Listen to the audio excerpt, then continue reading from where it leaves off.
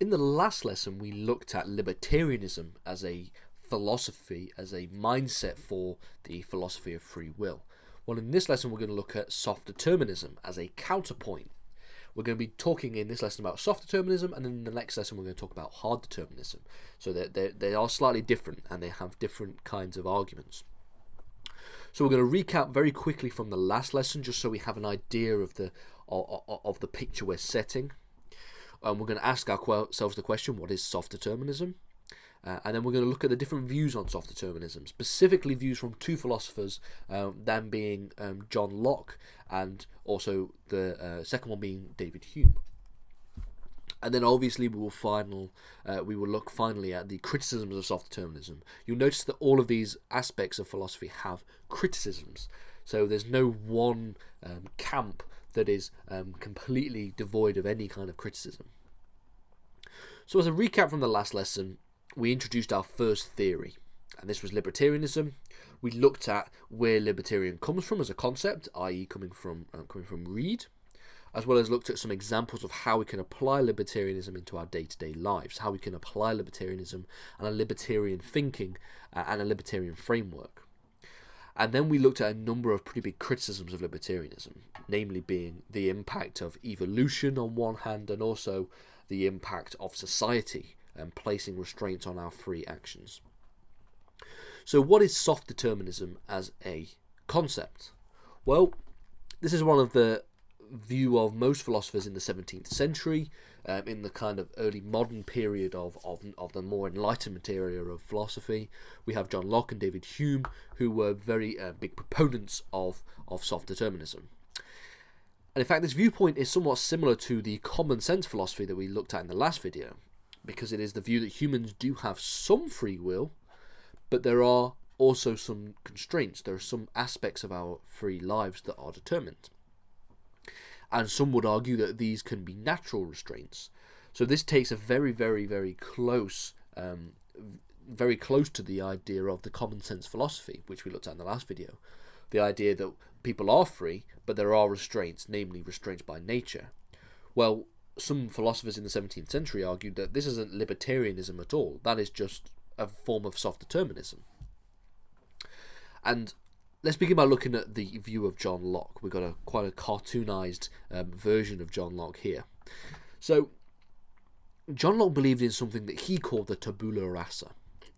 And this was the view that humans are born as a blank and empty canvas, and that they are filled with life experiences and choices.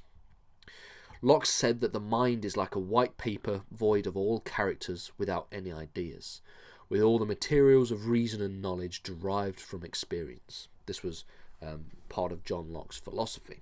So this idea of the tabula rasa being this blank canvas that people will fill with their experiences and their choices. But Locke does believe that these experiences are determined, and that they are determined namely by natural forces. This is what he called natural forces. So for Locke, you cannot have the experience of a full-bodied person if you're confined to a wheelchair, for example. Or, for example, you cannot have the experiences of sight if you were born blind. These are the kind of examples that John Locke argues for.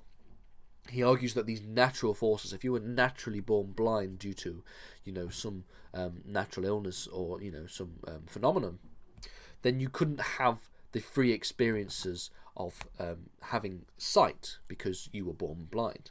So therefore there is a determined aspect of your life, that being, the natural forces that caused you to become blind. And so these factors determine our experiences. And if they determine our experiences, then we can't truly have free will. Therefore, soft determinism has to be true. David Hume's version is very similar. So Hume's shared the view of soft determinism. But for Hume, nature was the ultimate control of all of human destiny. So Hume was ultimately influenced by a number of the scientific names of the time, namely being people like Sir Isaac Newton.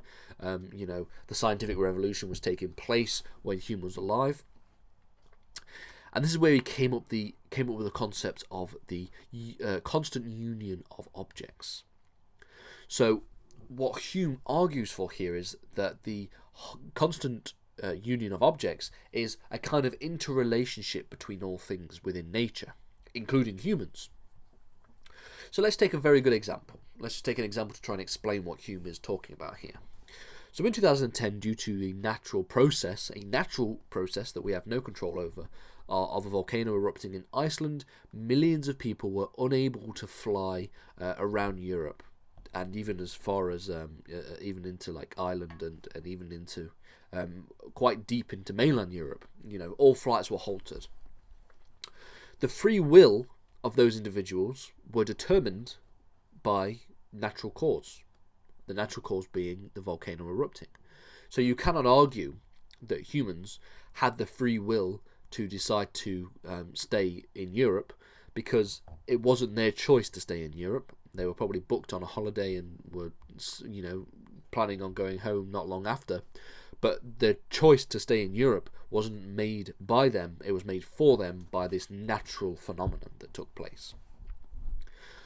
On the counter, while Hume says that natural events cause how you act, this is the bit that is determined, okay, he also argues that it gives us the free will that we will then take for granted. Let me explain what he means. So let's take the example again. The natural event both limits your free will and also causes your free will as well, which is quite a contradictory thing to say, but Hume does explain it in quite a lot of detail. So let's go back to the 2010 example. We have a volcano that erupted in Iceland, and it caused flights all across Europe to be halted.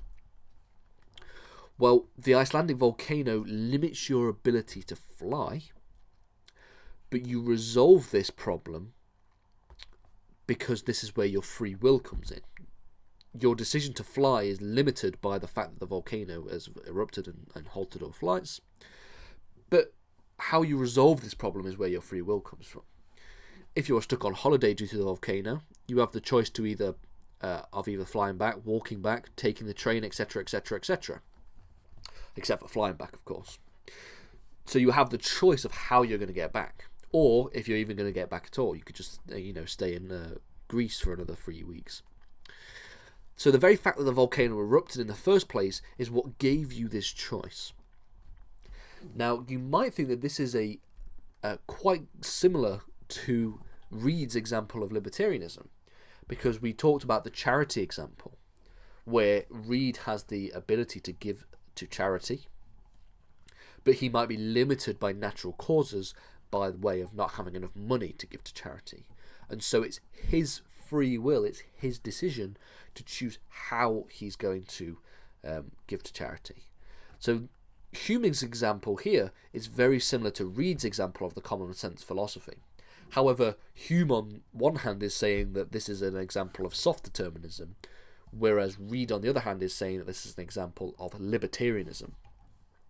This is where the philosophies get confused, because in reality, I would argue quite personally that Reid's example of the common sense philosophy is an example of soft determinism. He hasn't really developed a libertarian framework.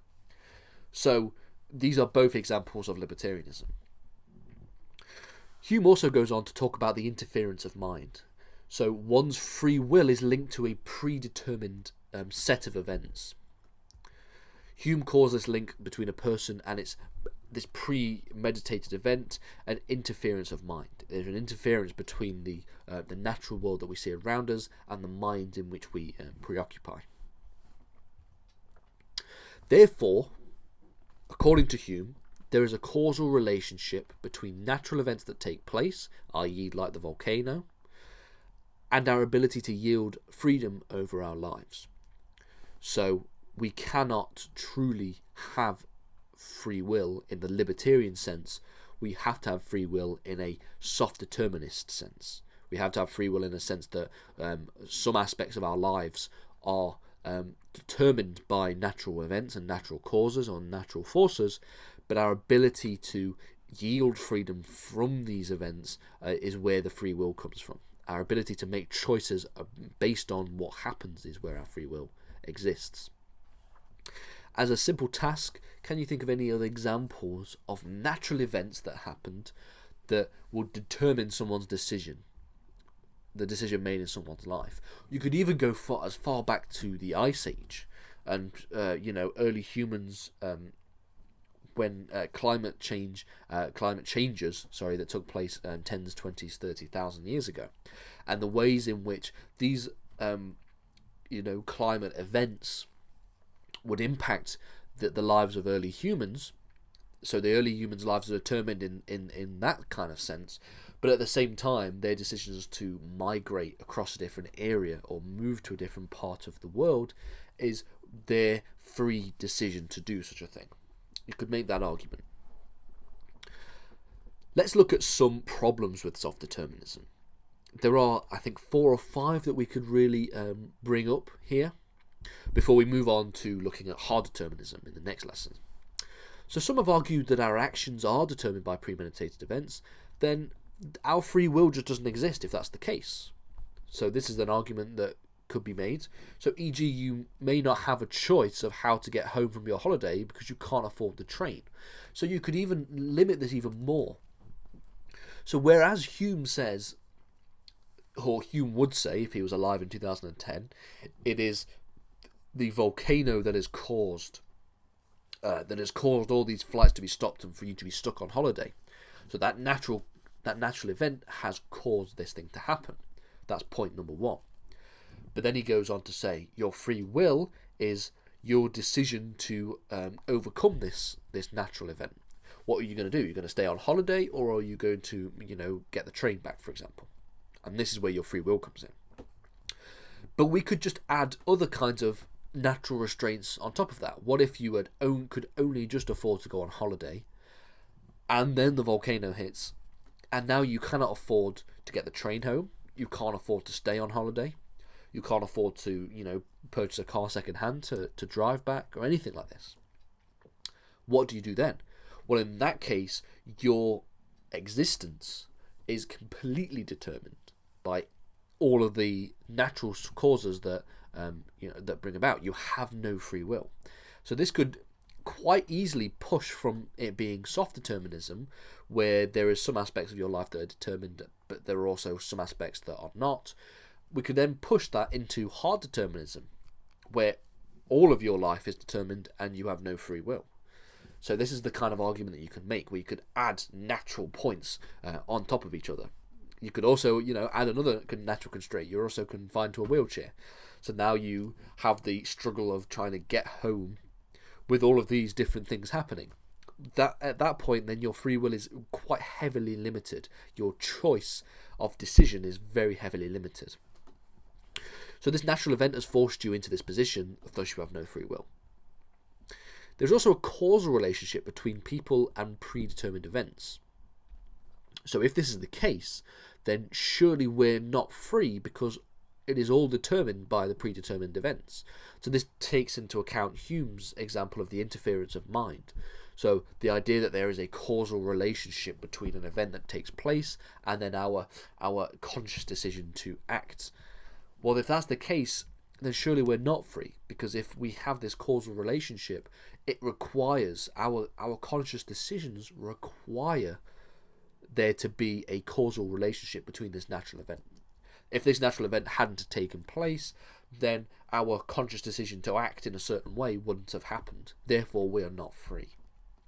So these are arguments that push us not towards a libertarian perspective, but pushes us more towards the idea of hard determinism, which is what we're going to look at in the next lesson.